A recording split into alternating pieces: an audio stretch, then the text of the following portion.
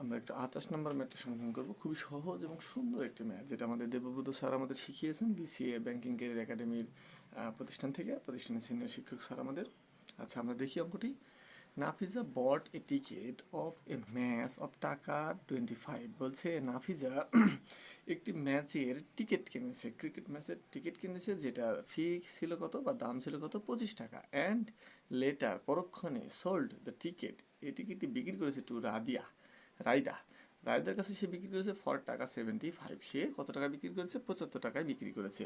What was the percent increases in the price of the ticket? তাহলে বলছে যে এখন টিকিটের মূল্য কত পার্সেন্ট তারা বৃদ্ধি পেলো, তাই কিনা? তাহলে আমার ক্রয় মূল্য ছিল কত? 25 টাকা, বিক্রয় মূল্য হলো 75 টাকা।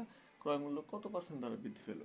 তাহলে আমাদের বৃদ্ধি পার্সেন্ট, প্রথমে আমরা মেইনলি এটার পার্থক্য বের করব, এবং যদি পার্থক্য বের করি অথবা সরাসরি আমরা টার্গেট বাই বেজেও চলে যেতে পারি। দেখেন আমাদের এখানে সবসময় আমাদের পার্সেন্টেজ বের করার নিয়ম কি? পার্সেন্টেজ বের করার যে নিয়ম, যেটা বের করে বলেছে, যদি বলি আমরা পার্সেন্টেজ সমান বলতে পারি আমরা টার্গেট বাই বেজ ইন্টু 100, এরকম একটা ব্যাপার আসবে এখানে আর কি। হ্যাঁ, টার্গেট বাই 100। এখন আমাদের ডিফারেন্স কত? টিকিটের মূল্য বৃদ্ধি পেয়েছে কত? ইনক্রিজ হয়েছে কত? ইনক্রিজ হয়েছে আমাদের 75 মাইনাস 25 সমান সমান কত টাকা? 50 টাকা বৃদ্ধি পেয়েছে। তাহলে 50 টাকা যে বৃদ্ধি পেলো, এই যে 50 টাকা বৃদ্ধি পেলো, কার উপর বৃদ্ধি পেয়েছে? অবশ্যই ক্রয় মূল্যের উপর বৃদ্ধি পেয়েছে। আমাদের যা কিছু হবে, লাভ ক্ষতি যা কিছু নির্ণয় করতে হবে, বা ক্রয় বৃদ্ধি বা হ্রাস যা কিছু করতে হবে, সব কিছু আসবে কিন্তু ক্রয় মূল্যের উপরে। ঠিক আছে, তাহলে আমাদের গেল এটা। এখন যদি আমরা রেকর্ড পার্সেন্টেজ বের করতে যাই,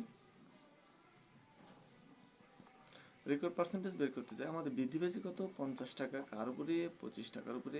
শতকরা যদি বের করতে যাই, যে আমাদের ফর্মুলা অনুযায়ী আমরা 100 দ্বারা গুণ করে ফেলবো। ঠিক আছে, এটা হলো আমাদের ফর্মুলা। তাহলে এখন যদি কাটি, তাহলে আমাদের মোট বৃদ্ধি পেয়েছে কত? 200%। দেখেন 200% বৃদ্ধি পেয়েছে। আমাদের অ্যান্সার কত হবে? 200%। খুবই সুন্দর একটা ম্যাথ এবং সহজ একটি ম্যাথ। এরকমভাবে সহজ সুন্দর, কঠিন ম্যাথগুলো জটিল, সামনে যে ম্যাথগুলো আসবে আরও একটু সুন্দর, সহজ ম্যাথগুলো আসবে এবং কঠিন ম্যাথগুলো আসবে, সবগুলো ম্যাথগুলোই আমরা সুন্দরভাবে এই দেবব্রত স্যারের শেখানো নিয়ম অনুযায়ী করবো এবং খুব সুন্দর ও সহজভাবে করবো আর কি। ধন্যবাদ সবাইকে।